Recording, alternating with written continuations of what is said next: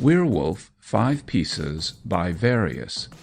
Section 1, How to Become a Werewolf, by Elliott O'Donnell. As I have already stated, in some people lycanthropy is hereditary, and when it is not hereditary it may be acquired through the performance of certain of the rites ordained by black magic. For the present I can only deal with the more general features of these rites, which vary according to locality, and the conditions of mind essential to those who would successfully practice these rites. In the first place, it is necessary that the person desirous of acquiring the property of lycanthropy should be in earnest and a believer in those superphysical powers whose favor he is about to ask. Assuming we have such an individual, he must, first of all, betake himself to a spot remote from the haunts of men. The powers to be petitioned are not to be found promiscuously anywhere. They favor only such waste and solitary places as the deserts, woods, and mountain tops. The locality chosen, our candidate must next select a night when the moon is new and strong. He must then choose a perfectly level piece of ground, and on it, at midnight, he must mark either with chalk or string, it really does not matter which, a circle of not less than 7 feet in radius, and within this, and from the same center, another circle of 3 feet in radius. Then in the center of this inner circle he must kindle a fire, and over the fire place an iron tripod containing an iron vessel of water.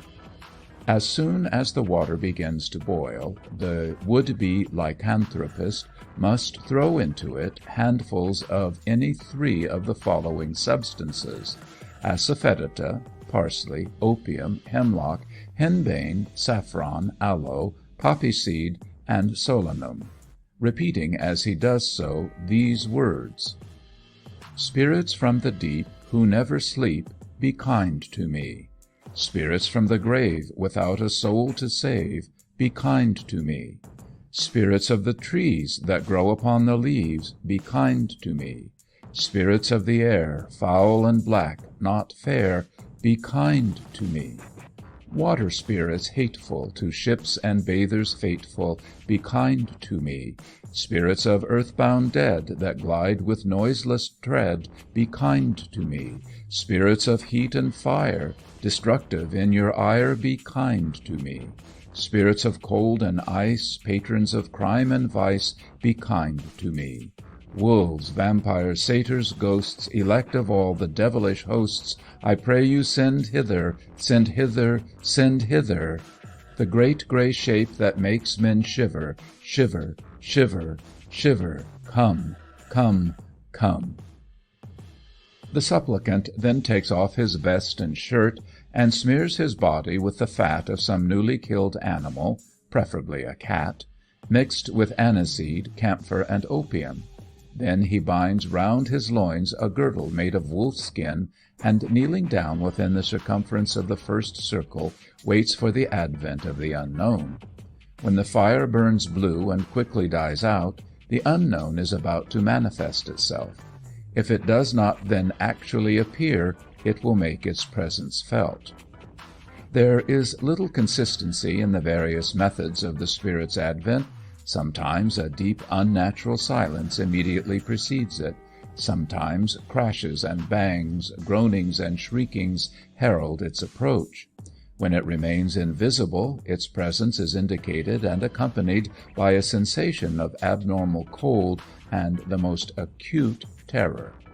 It is sometimes visible in the guise of a huntsman, which is, perhaps, its most popular shape, sometimes in the form of a monstrosity, partly man and partly beast, and sometimes it is seen ill-defined and only partially materialized. To what order of spirits it belongs is, of course, purely a matter of conjecture. I believe it to be some malevolent, superphysical, creative power, such as, in my opinion, participated largely in the creation of this and other planets. I do not believe it to be the devil, because I do not believe in the existence of only one devil, but in countless devils. It is difficult to say to what extent the unknown is believed to be powerful by those who approach it for the purpose of acquiring the gift of lycanthropy. But I am inclined to think that the majority of these, at all events, do not ascribe to it any supreme power, but regard it merely as a local spirit, the spirit of some particular wilderness or forest. Of course, it is quite possible that the property of werewolfery might be acquired by other than a direct personal communication with the unknown, as, for example, by eating a wolf's brains, by drinking water out of a wolf's footprints, or by drinking out of a stream from which 3 or more wolves have been seen to drink. But as most of the stories I have heard of werewolfery acquired in this way are of a wild and improbable nature, I think there is little to be learned from the modus operandi they advocate. The following story, which I believe to be true in the main, was told to me by a Dr. Brennervisky, whom I met in Boulogne. 10 years ago, my informant began, I was engaged in a geological expedition in Montenegro. I left Cetinge in company with my escort, Dugald Dugady, a Dalmatian who had served me on many former occasions, but owing to an accident I was compelled to leave him behind at a village about 30 miles east of the capital. As it was absolutely necessary for me to have a guide, I chose a Montenegrin called Knetz. Dalgady warned me against him. Knetz has the evil eye, he said. He will bring misfortune on you. Choose someone else. Knetz was certainly not particularly prepossessing. He was tall and angular and pock-marked and sandy-haired, and his eyes had a peculiar cast, only a cast, of course, nothing more. To balance these detractions, he was civil in his manners and extremely moderate in his terms. Dalgady, faithful fellow, almost wept as he watched us depart.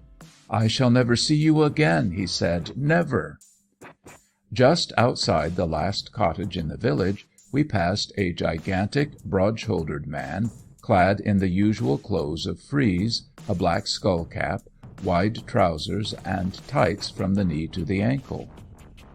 Over his shoulders was a new white struka, of which he seemed very proud, whilst he had a perfect armament of weapons, rifles, pistols, yataghan, polished up to the knocker, and cartouche box. He was conversing with a girl at one of the windows, but turned as we came up to him and leered impudently at Knetz. The sallow in Knetz's cheeks turned to white, and the cast in his eyes became 10 times more pronounced. But he said nothing, only drooped his head and shuffled a little closer to me. For the rest of the day he spoke little, and I could tell from his expression and general air of dejection that he was still brooding over the incident. The following morning (we stayed the night in a wayside inn) Knights informed me that the route we had intended taking to Skarabosky, the town I meant to make the headquarters for my daily excursions, was blocked. A blood feud had suddenly been declared between two tribes, and that consequently we should have to go by some other way. I inquired who had told him, and whether he was sure the information was correct. He replied that our host had given him the warning, and that the possibility of such an occurrence had been suggested to him before leaving Cetinge. But, he added, there is no need to worry, for the other road, though somewhat wild and rough, is in reality quite as safe, and certainly a good league and a half shorter. As it made no very great difference to me which way I went, I acquiesced. There was no reason to suspect Knights of any sinister motive. Cases of treachery on the part of escorts are practically unknown in Montenegro, and if it were true that some of the tribes were engaged in a vendetta, then I certainly agreed that we could not give them too wide a berth. At the same time I could not help observing a strange innovation in Knights's character. Besides the sullenness that had laid hold of him since his encounter with the man and the girl, he now exhibited a restless eagerness. His eyes were never still, his lips constantly moved, and I could frequently hear him muttering to himself as we trudged along. He asked me several times if I believed in the supernatural, and when I laughingly replied, "No, I am far too practical and level-headed," he said, "Wait, we are now in the land of spirits. You will soon change your opinion." The country we were traversing was certainly forbidding enough to be the hunting ground of legions of ferocious animals. But the supernatural? Bah! I flouted such an idea. All day we journeyed along a lofty ridge, from which, shortly before dusk, it became necessary to descend by a narrow and precipitous declivity, full of danger and difficulty. At the bottom we halted 3 or 4 hours to wait for the moon, in a position sufficiently romantic and uncomfortable. A northeast wind, cold and biting, came whistling over the hills, and seemed to be sucked down into the hollow where we sat on the chilly stones. The moment we sighted the slightly depressed orb of the moon over the vast hill of rocks, and the Milky Way spanning the heavens with a brilliancy seen only in the east, we pushed on again. On, along a painfully rough and uneven track, flanked on either side by perpendicular masses of rock that reared themselves, black and frowning, like some huge ruined wall. On, till we eventually came to the end of the defile. Then an extraordinary scene burst upon us. Whilst the irregular line of rocks continued close on our left, beyond it, glittering in the miraculously magnifying moonlight with more gigantic proportions than nature had afforded, was a huge pile of white rocks, looking like the fortifications of some vast, fabulous city. There were yawning gateways flanked by bastions of great altitude, towers and pyramids, crescents and domes, and dizzy pinnacles, and castellated heights, all invested with the unearthly grandeur of the moon, yet showing in their wide breaches and indescribable ruin sure proofs that during a long course of ages they had been battered and undermined by rain, hurricane, and lightning, and all the mighty artillery of time. Piled on one another and repeated over and over again, these strangely contorted rocks stretched as far as the eye could reach, sinking, however, as they receded, and leading the mind, though not the eye, down to the plain below, through which a turbid stream wound its way rebelliously, like some great twisting, twirling, silvery-scaled serpent. It was into this gorge that Knights, in a voice thrilling with excitement, informed me we must plunge. "It is called," he explained to me, "the Haunted Valley, and it is said to have been from time immemorial under the spell of the grey spirits, a species of phantasm, half man and half animal, that have the power of metamorphosing men into wild beasts. Horses, he went on to inform me, showed a great reluctance to enter the valley, which was a sure proof that the place was in very truth phantom-ridden. I must say its appearance favoured that theory. The path by which we descended was almost perpendicular and filled with shadows. Precipices hemmed us in on every side, and here and there a huge fragment of rock, standing like a petrified giant, its summit gleaming white in the moonbeams, barred our way. On reaching the bottom, we found ourselves exactly opposite the pile of white rocks, at the base of which roared the stream. Knights now declared that our best plan was to halt and bivouac here for the night. I expostulated, saying that I did not feel in the least degree tired, that the spot was far from comfortable, and that I preferred to push on. Knights then pleaded that he was too exhausted to proceed, and in fact whined to such an extent that in the end I gave way, and lying down under cover of a boulder, tried to imagine myself in bed. I did actually fall asleep, and awoke with the sensation of something crawling over my face. Sitting up, I looked around for Knights. He was nowhere to be seen. The oddness of his behaviour, his alternate talkativeness and sullenness, and the anxiety he had manifested to come by this route, made me at last suspicious. Had he any ulterior motive in leading me hither? What had become of him? Where was he? I got up and approached the margin of the stream, and then for the first time I felt frightened. The illimitable possibilities of that enormous mass of castellated rocks towering above me both quelled and fascinated me. Were these flickering shadows, or had Knights, after all, spoken the truth when he said this valley was haunted? The moonlight rendered every object I looked upon so startlingly vivid that not even the most trivial detail escaped my notice, and the more I scrutinized, the more firmly the conviction grew on me that I was in a neighborhood differing essentially from any spot I had hitherto visited. I saw nothing with which I had been formerly conversant. The few trees at hand resembled no growth of either the torrid, temperate, or northern frigid zones, and were altogether unlike those of the southern latitudes with which I was most familiar.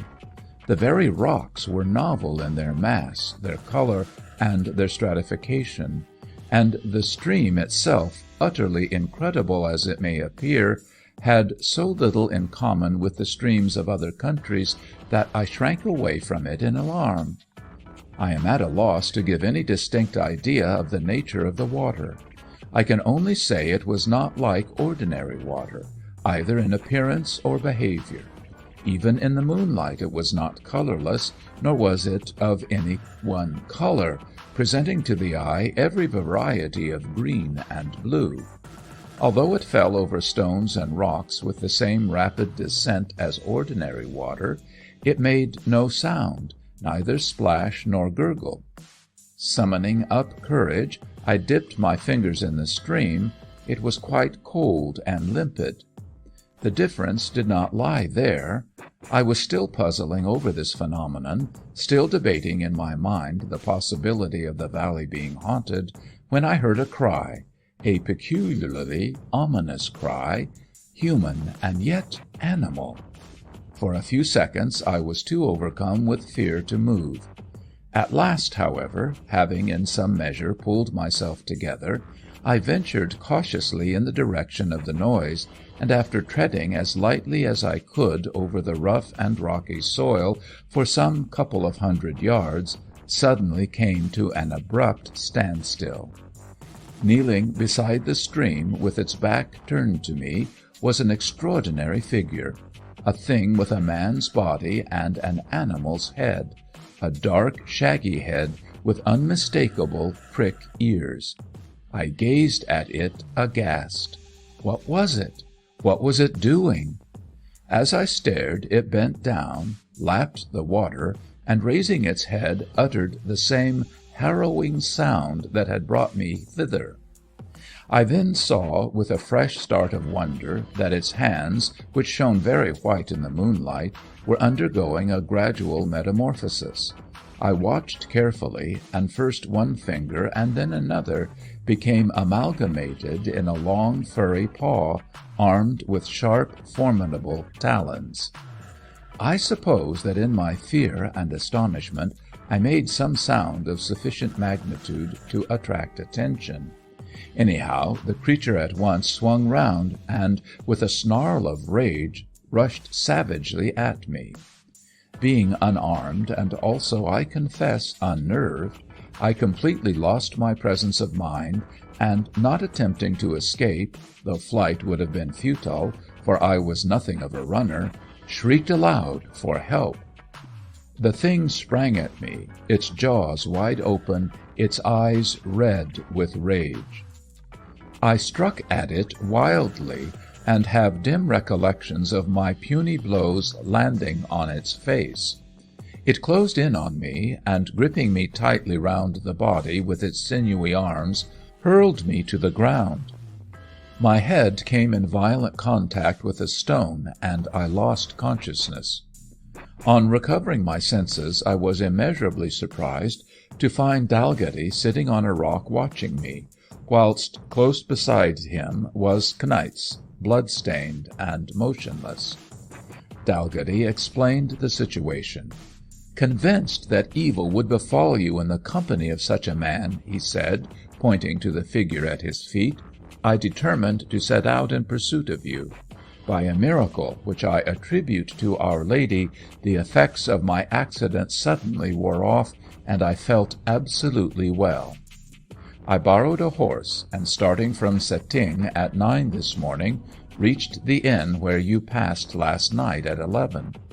There I learned the route you had taken, and leaving the horse behind, on such a road I was safer on my legs, I pressed on. The ground, being moist in places, revealed your footprints, and I had no difficulty at all in tracing you to the bottom of the declivity. There I was at sea for some moments, since the rocky soil was too hard to receive any impressions. But hearing the howl of some wild animal, I concluded you were attacked, and guided by the sound, I arrived here to find a werewolf actually preparing to devour you. A bullet from my rifle speedily rendered the creature harmless, and a close inspection of it proved that my surmises were only too correct. It was none other than our friend here with the evil eye, Knights." "Knights a werewolf?" I ejaculated. "Yes. He inveigled you here because he had made up his mind to drink the water of the enchanted stream, and so become metamorphosed from a man to a wild beast. His object in doing so was to destroy a young farmer who had stolen his sweetheart, and for whom he, as a man, was no match. However, he is harmless now, but it is a warning to you in future to trust no one who has the evil eye." Belief in the evil eye is everywhere prevalent in the East, and it is undoubtedly true that people who have certain peculiarities in their eyes, both with regard to expression, color, and formation, are people to be avoided. If malevolently inclined, they invariably bring ill luck on all who become acquainted with them. I have followed the careers of several people in whom I have noticed this baneful feature, and their histories have been one long tale of sin or sorrow, often both. But though the evil eye denotes an evil, superphysical influence, the werewolf is not necessarily possessed of it. Sometimes a werewolf may be told by the long, straight, slanting eyebrows which meet at an angle over the nose. Sometimes by the hands, the third finger of which is a trifle the longest, or by the fingernails, which are red, almond-shaped, and curved. Sometimes by the ears, which are set rather low and far back on their heads, and sometimes by a noticeably long swinging stride, which is strongly suggestive of some animal. Either one or other of these features is always present in hereditary werewolves, and is also frequently developed in those people who become werewolves, either at the same time as, or soon after, they acquire the property. Footnote: Psychic influences are demonstrated by the position of the planets. For instance, at a new moon, cusp of seventh house, and co-joined with Saturn in opposition to Jupiter, sinister superphysical presences are much in evidence on the Earth. End of section 1.